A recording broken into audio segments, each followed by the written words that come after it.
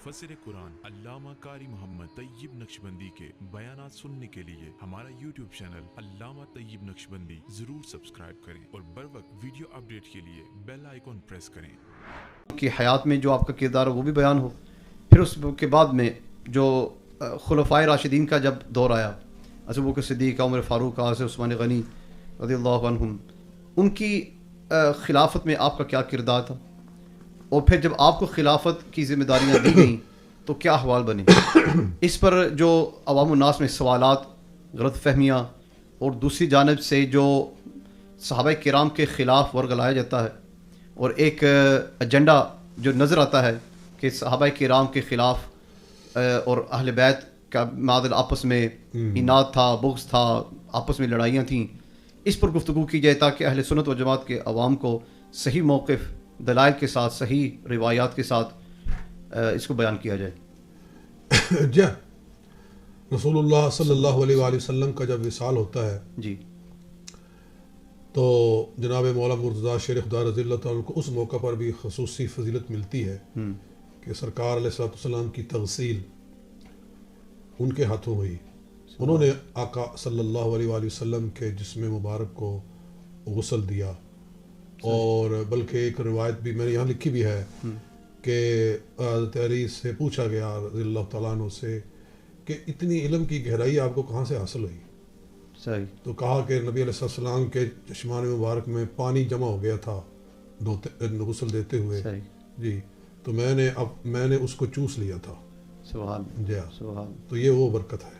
سبحان. جی، اس سے پہلے ایک اور بھی جہاں اعتراض کھڑا ہوتا ہے اور اہل سنت و جماعت پر اور خلفائے راشدین پر، کہ جب آقا علیہ الصلوۃ والسلام آخری ایام میں آپ نے کچھ لکھوانا چاہا اور یہ کہا جاتا ہے کہ وہ کہ حضرت علی کی خلافت لکھوانا چاہ رہے تھے اور صحابہ کرام نے معاذ اللہ آپ کو روک دیا. جی، اس کی کیا حقیقت ہے؟ جی، مجھے بتائیے کہ کوئی مسلمان ایسی بات کہہ سکتا ہے جس کے دل میں واقع ہی رسول پاک صلی اللہ علیہ وسلم کا ادب ہے، احترام ہے، وہ یہ سوچ بھی سکتا ہے کہ حضور علیہ الصلوۃ والسلام کوئی بات لکھوانا چاہ رہے ہوں اور بڑی اہم بات ہو، اتنی اہم کہ میری جگہ پر کس نے کھڑا ہونا ہے؟ صحیح. جی، میرا خلیفہ کس نے بننا ہے؟ یہ کوئی چھوٹی بات ہے؟ یعنی آنے والی ساری جو امت مسلمہ کا مستقبل ہے جی، وہ جس بات پر انحصار کرتا ہو، اور وہ پھر نبی اپنی مرضی سے تو کچھ کرتا ہی نہیں ہے، حکم خدا سے کرتا ہے، تو اللہ کا حکم پورا کرنا ہو اور معاملہ بھی ایسا ہو کہ جس پر امت کے فیوچر کا جو ہے نا اس کے اوپر سارا فیوچر ڈیپینڈ کر رہا ہو، ایسی چیز کو اللہ کا نبی، وہ بھی اس وقت جب کہ دنیا سے جا رہا ہے، تو وہ اپنے ساتھیوں سے اتنا ڈر گیا، اتنا خوف زدہ ہو گیا. اچھا، ڈر گیا. یہی مطلب ہوا نا کہ لکھوانا چاہ رہے تھے حضور علیہ الصلوۃ والسلام تو نہیں لکھوایا. جی، کیونکہ جی حضرت عمر نے کہہ دیا کہ نا جی نا، حسبنا کتاب اللہ، ہمیں اللہ کی کتاب کافی ہے. جی، تو پھر حضور صلی اللہ علیہ وسلم نہ لکھوا سکے. جی، تو معاذ اللہ حضرت عمر کی دھمکی سے حضور صلی اللہ علیہ وسلم نے ڈر کے اللہ کے حکم کی تعمیل چھوڑ دی. یہ کتنا بڑا بہتان ہے. اللہ فرماتا ہے یا ایھا الرسول بلغ ما انزل الیک من ربک، جو آپ کو دیا گیا اسے پہنچاؤ، وَإِن لَّمْ تَفْعَلْ فَمَا بَلَّغْتَ رِسَالَتَهُ، اگر آپ نے ایسا نہیں کیا تو آپ نے اپنی رسالت کا حق نہیں ادا کیا. تو اس کا مطلب یہ ہوا کہ پھر حضور علیہ السلام نے رسالت کا حق نہیں ادا کیا. حالانکہ عمر فاروق کے بارے میں حدیث میں یہاں تک ملتا ہے کہ آپ بارگاہ رسالت میں آتے تو ہاتھ جوڑ کر بیٹھا کرتے تھے. جی بالکل. وہ شخص ہو جو معادل دبکا دے یا روک دے کسی حکم کو، بالکل سب جھوٹ ہے، سب جھوٹ ہے. بات صرف اتنی تھی کہ نبی اکرم علیہ الصلوۃ والسلام ایک استحبابی حکم تھا، وجوبی ایجابی نہیں تھا، استحبابی تھا. اور سنن ابو داؤد شریف کی حدیث کے مطابق نظر یہ آ رہا ہے اور یہی سچ ہے کہ رسول اکرم صلی اللہ علیہ وسلم ابو بکر صدیق کی خلافت لکھوانا چاہتے تھے، جناب صدیق اکبر کی خلافت لکھوانا چاہتے تھے. صحیح. اگرچہ مسلح پہ کھڑا کر دیا تھا لیکن خیال آیا کہ لکھ بھی دوں. ہاں، کیونکہ حدیث ہے کہ فرمایا کہ اے عائشہ ادعو لی اباکی و اخاکی اکتب لکم حتی لا یختلف فیہ مختلف، کہ اے عائشہ اپنے باپ کو بلا لاؤ اور اپنے بھائی کو بلا لاؤ کہ میں تمہیں لکھ دوں حتی لا یتمنى متمن، ہاں تاکہ کوئی تمنا کرنے والا پھر کوئی تمنا نہ کرے. صحیح. کہا کہ لکھ دوں. پھر اس کے بعد ارشاد فرمایا کہ یأبى اللہ وَيَأْبَى الْمُؤْمِنُونَ إِلَّا أَبَا بَكْرٍ، کہ رہنے دو کہ نہ اللہ کو ابو بکر کے سوا کوئی منظور ہے، نہ مسلمانوں کو ابو بکر کے سوا کوئی منظور ہے. اچھا اچھا اچھا. جی ہاں. تو اس حدیث سے نظر آتا ہے کہ رسول اکرم صلی اللہ علیہ وسلم حضرت ابو بکر صدیق کی خلافت کا پروانہ لکھوانا چاہتے تھے، لیکن اس کو پھر آپ نے چھوڑ دیا کہ لکھوانے کی ضرورت نہیں ہے، کہ جب امام بن چکا ہے، 18 نمازیں پڑھا چکے ہیں، جمعہ کی نماز پڑھا چکے ہیں، تو اب لکھوانے کی کیا ضرورت ہے. جی. تو اس میں حضرت عمر فاروق پر یہ بہتان رکھنا کہ جناب انہوں نے ڈرا دھمکا کے حضور علیہ السلام کو روک دیا، یہ سراسر زیادتی ہے. جی. اچھا، آقا علیہ السلام کی کا نماز جنازہ جیسا ہمیں معلوم ہے کہ صلاۃ والسلام ہی پڑھا گیا 3 دن کے لیے، اور جو ہی آپ کا وصال ہوتا ہے، دوسری جانب حضرت ابوبکر صدیق رضی اللہ تعالیٰ عنہ کے ہاتھ پر احباب اصحاب رسول بیعت کرتے ہیں، اور حضرت مولا علی رضی اللہ تعالیٰ عنہ وہاں موجود نہیں. تو کیا اس میں یہ عنصر نہیں پایا جاتا، اور یوں بھی یہ سٹوری بنائی جاتی ہے کہ آپ کو جان بوجھ کر بتایا نہ گیا اور اس مجلس سے علیحدہ رکھا گیا؟ ہاں نہیں بالکل ایسی کوئی بات نہیں ہے. دراصل خلافت جناب صدیق اکبر رضی اللہ تعالیٰ عنہ جو ہے، اللہ نے اس کے ایسے اسباب بنائے کہ اللہ جب کوئی چیز کرنا چاہتا ہے تو وہ ہو جاتی ہے. تو بنو ساعدہ ایک قبیلہ تھا، قبیلہ بنی ساعدہ، ان کا ایک سقیفہ تھا، یعنی ایک جگہ تھی جہاں وہ بیٹھ کر آپس میں باتیں کرتے تھے، وہاں میٹنگیں وغیرہ ہوتی تھیں. تو وہاں انصار جمع ہوئے اور وہ کہنے لگے کہ منا امیر ومنہم امیر، ایک امیر ہم میں سے ہونا چاہیے، ایک امیر مہاجرین میں سے ہونا چاہیے. ٹھیک ہے جی، 2 امیر ہونے چاہیے حضور علیہ السلام کے بعد. تو یہ اس وقت کی بات ہے کہ ابھی رسول پاک صلی اللہ علیہ وآلہ وسلم کی تدفین نہیں ہوئی تھی. اچھا. ابھی حضور علیہ السلام کا وصال ہوا ہے اور ابھی آپ کا جسم مبارک موجود ہے، ابھی تدفین نہیں ہوئی تھی کہ چند لوگ انصار میں سے سقیفہ میں جمع ہوئے اور وہ یہ باتیں کرنے لگے. یہ بات کسی نہ کسی طریقے سے حضرت عمر فاروق تک پہنچ گئی رضی اللہ تعالیٰ عنہ تک. اللہ تعالیٰ ایک معاملے کو حل کرنا چاہتا تھا، کرنے والا تھا. تو حضرت عمر فاروق کے کانوں میں یہ بات آئی کہ وہ یہ کہہ رہے ہیں کہ ایک امیر ان میں سے ہوگا اور ایک امیر مہاجرین میں سے ہوگا. تو ظاہر ہے کہ یہ تو ناقابل عمل چیز ہے. 2 امیر ہو جائیں تو مسلمانوں کی قوت 2 حصوں میں تقسیم ہو گئی، تو یہ تو لڑائی کی بنیاد بن گئی. تو آپ نے حضرت ابو بکر کو ساتھ لیا، کہا کہ چلیے ان کو سمجھائیں. ابو عبیدہ بن جراح رضی اللہ تعالیٰ عنہ کو ساتھ لیا اور یہ لوگ وہاں چلے گئے، اور بھی مہاجرین وہاں پہنچ گئے. تو حضرت ابو بکر صدیق رضی اللہ تعالیٰ عنہ نے فرمایا کہ ہاں جی کیا بات ہے. وہ کہنے لگے کہ ایک امیر ہمارا اور ایک امیر تمہارا.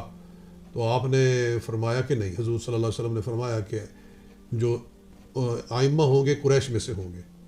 تو قریش میں سے یہ عمر موجود ہے، یہ ابو عبیدہ بن جراح موجود ہیں، اور بھی ان میں سے کسی کو چن لو. تو پھر حضرت عمر فاروق نے کہا کہ نہیں، آپ کے ہوتے ہوئے کون چنا جا سکتا ہے. اور ابن ابی شیبہ کی حدیث ہے، میں نے حوالہ لکھا ہوا ہے کہ انہوں نے عرض کیا کہ جب رسول اللہ صلی اللہ علیہ وسلم مصلی آپ کو دے کر گئے ہیں تو پھر آپ کے ہوتے ہوئے کون آگے گزرے گا. کہا اے انصار بتاؤ کہ جس کو مصلی رسول پاک دے کر گئے ہیں اب کوئی اس کے آگے کھڑا ہوگا. تو انصار کہنے لگے کہ نہیں ان کے آگے کون کھڑا ہوگا. تو پھر کہا کہ لیجئے میں سب سے پہلے بیعت کرتا ہوں. سب سے پہلے حضرت عمر فاروق نے بیعت کی، اور پھر ابو عبیدہ بن جراح نے بیعت کی. پھر انصار دوڑ پڑے، سب مہاجر انصار. وہاں بیعت ہو گئی. اس سقیفہ کے اندر جتنے 20-30 آدمی تھے سب سے پہلے انہوں نے بیعت کی. پھر مسجد میں آ گئے. مسجد میں آئے تو مسجد میں آ کر بتایا کہ جناب صدیق اکبر کی بیعت ہو گئی ہے. تو پھر جتنے اہل مسجد تھے ان سب نے بیعت کی. پھر رسول پاک صلی اللہ علیہ وسلم کی جب تدفین ہو گئی، آپ کو رات کے وقت میں دفنایا گیا. پیر اور منگل کی رات کے درمیان میں رسول اللہ صلی اللہ علیہ وسلم کی تدفین مبارک ہوتی ہے. تو منگل والے دن فجر کی نماز پر پھر جتنے لوگ موجود تھے سب جنہوں نے بیعت نہیں کی تھی انہوں نے بھی بیعت کی. ٹھیک. ان کے اندر پھر مولا علی المرتضیٰ شیر خدا رضی اللہ تعالیٰ عنہ بھی موجود تھے. انہوں نے بھی اٹھ کر بیعت کی اور انہوں نے فرمایا کہ ہمارا کوئی آپ سے اختلاف نہیں ہے, بس ہمیں بس یہ محسوس ہوئی ہے بات کہ ہمیں مشورے میں نہیں لیا گیا. یہ آپ نے فرمایا؟ ہاں. تو حضرت عمر فاروق نے بتایا کہ یہ ساری باتیں آنن فانن ہوئی ہیں, کوئی پہلے سے پری پلان نہیں تھا یہ مسئلہ. اچھا اچھا اچھا. جی ہاں. وہ جب ہم نے انصار کی بات سنی تو ہم دوڑے وہاں چلے گئے اور وہاں بیعت ہو گئی. اس لیے ہمیں موقع نہیں ملا. اب تک بات ہو رہی ہے حضرت علی کی شجاعت کی بات, جی. اور آپ نے شجاعتیں دکھائی ہیں بدر میں, احد میں, خندق میں, تبوک کے مرحلے میں پھر آپ نے قربانی دی, گھر پر رہے, اور ہجرت میں ساتھ جو آپ نے دیا. تو کیا یہ مانا جا سکتا ہے کہ آپ نے تقیہ کیا اور بیعت کی, ہاں, پر بیعت یوں کی کہ اپنے آپ کو بس اپنی جان بچائی اور بیعت کی؟ کیا یہ کہنا درست ہے آپ کے لیے؟ نہیں, یہ بہت بڑا بہتان ہے جناب مولا مرتضیٰ شیر خدا رضی اللہ تعالیٰ عنہ پر کہ انہوں نے ڈر کے مارے بیعت کر لی ہے. کہ جیسے کہ ایک کچھ لوگوں کا ان کا ایک کنسپشن ہے, ان کا پرسپشن ہے, یہ فضول بات ہے. جناب مولا مرتضیٰ شیر خدا رضی اللہ تعالیٰ عنہ the line of اللہ, اللہ اسد اللہ جن کا لقب مبارک ہے, سبحان, وہ اپنی جان بچانے کے لیے ڈر کے مارے بیعت کر لیں. جی ارے مجھے بتاؤ, جس کا بیٹا اتنا بہادر ہے, جناب امام علی مقام امام حسین رضی اللہ تعالیٰ کے حق پر ڈٹ گئے, جی حق پر ڈٹ گئے کہ تو فاسق ہے, تو ظالم ہے, میں تیرے ہاتھ میں ہاتھ نہیں دوں گا. یزید کے ہاتھ میں ہاتھ نہیں دیا, جان دے دی ہے, کنبہ سارا قربان کروا دیا ہے, مگر ظالم اور فاسق کے ہاتھ میں ہاتھ نہیں دیا. تو یہ کتنا بڑا سبق ہے کہ جس کا بیٹا اتنا بہادر ہے خود وہ کتنا بہادر ہے. سبحان. میں کہا کرتا ہوں کہ امام حسین اگر ورقہ ہیں تو جناب علی المرتضیٰ پوری کتاب ہے. سبحان. اگر وہ ایک پتی ہیں تو مولا علی المرتضیٰ پھول ہے. سبحان. جی. تو اگر بیٹے کی شجاعت کا یہ عالم ہے تو باپ کی شجاعت کا کیا عالم ہوگا.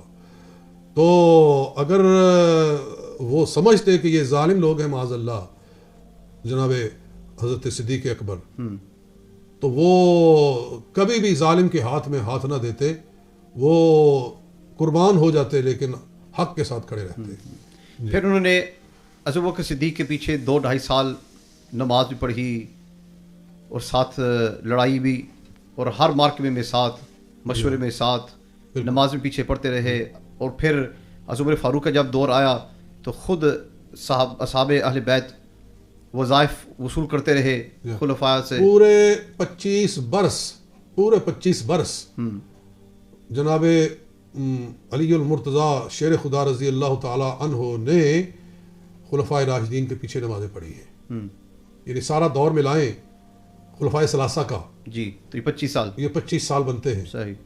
تو 25 برس ان کے پیچھے نمازیں پڑھی, ان کے دوست بن کر رہے, ان کے ساتھی بن کر رہے, ان کے دست و بازو بن کر رہے, ان سے وظائف بھی وصول فرماتے رہے. سارے اہل بیت جو ان کے وظائف مقرر تھے وہ خوشی کے ساتھ وصول فرماتے تھے. ٹھیک. اور بلکہ جب ایران فتح ہوا, یعنی ان کا کیپٹل فتح ہوا, یزدجرد بھاگ گیا جو ان کا بادشاہ تھا ایرانیوں کا, تو اس کا خاندان گرفتار ہوا, تو اس کی بیٹی شہربانو وہ قیدیوں میں مسجد نبوی میں لائی گئی. تو روایات میں لکھا ہوا ہے کہ اتنا حسن و جمال تھا ان کا کہ گویا مسجد نبوی کی دیواریں چمک اٹھی, یعنی اس طرح کتابوں میں لکھا ہوا ہے. تو آپ نے اختیار دیا کہ تو جس کے ساتھ چاہے تیرا نکاح کر دیا جائے. جی. تو انہوں نے حضرت امام حسین رضی اللہ تعالیٰ عنہ کی طرف اشارہ کیا. صحیح. جی. تو پھر ان کے ساتھ نکاح کر دیا گیا حضرت مائی حضرت شہربانو رضی اللہ تعالیٰ عنہا کا.